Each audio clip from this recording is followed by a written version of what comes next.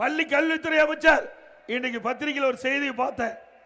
இன்னைக்கு எதிர்கட்சி தலைவர் சட்டமன்றத்தில் பேசுவதை விட்டுவிட்டு பொது வெளியில பேசுறான்னு சொல்றாங்க. ஏன் பொது வெளியில பேசுறோம்? சட்டமன்றத்தில் பேசுவதற்கு எங்களுக்கு வாய்ப்பு கொடுக்கல. வாய்ப்பு கொடுத்தாலும் நாங்கள் பேசுவதை அனுமதிப்பதில்லை. சட்டப்பேரவை தலைவர் எங்களுடைய கருத்தை நீக்கி விடுறார். உங்களுடைய முதலமைச்சர் பேசுகின்ற கருத்து தான் பதிவாகுது.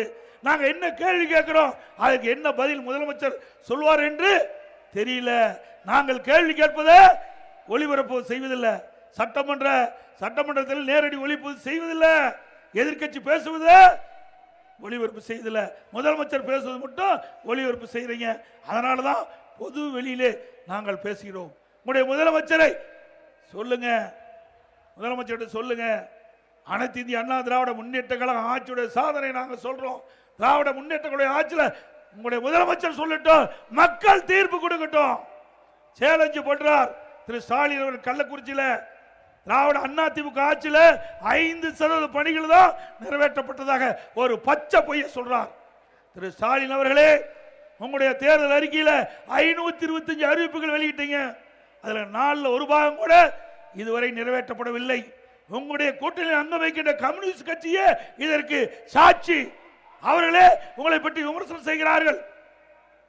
இப்படி ஆட்சி செய்துவிட்டு அதிமுக மீது பழி சுமத்துகிறீர்கள். கல்வி அமைச்சருக்கு நான் குறிப்பிட விரும்புகின்றேன். அனைத்து இந்திய அண்ணா திராவிட முன்னேற்ற கழக ஆட்சியிலே 248 துவக்க பள்ளியிலே நாங்கள் துவக்கினோம். திரு ஸ்டாலினுக்கு சேலஞ்சு சொல்றேன், கேட்டுக்குங்க. தெரியலனா கேட்டு தெரிஞ்சுக்கங்க. உங்க அமைச்சரிடத்தில் 248 ஆரம்ப பள்ளியிலே துவக்கி இருக்கிறோம்.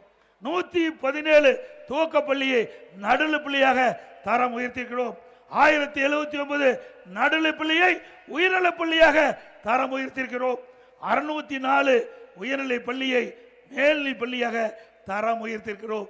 இப்படி அனைத்து இந்திய அண்ணா திராவிட முன்னேற்ற கழக ஆட்சியிலே பள்ளிகளை திறந்து அதிக பேர் கல்வி கற்கக்கூடிய சூழ்நிலையை உருவாக்கிய அரசாங்கம் அதிமுக அரசாங்கம். உங்களுடைய ஆட்சியில் எத்தனை பள்ளிகளை திறந்த, அதனால எவ்வளவு மாணவர்கள் சேர்க்கை சொல்லு பார்க்கலாம். அது மட்டும் இல்ல, இன்னைக்கு அதிமுக ஆட்சியில் பள்ளிகளை திறந்தோம். திமுக ஆட்சியில் 210 அரசு பள்ளிகள் மூடப்பட்டிருக்குது.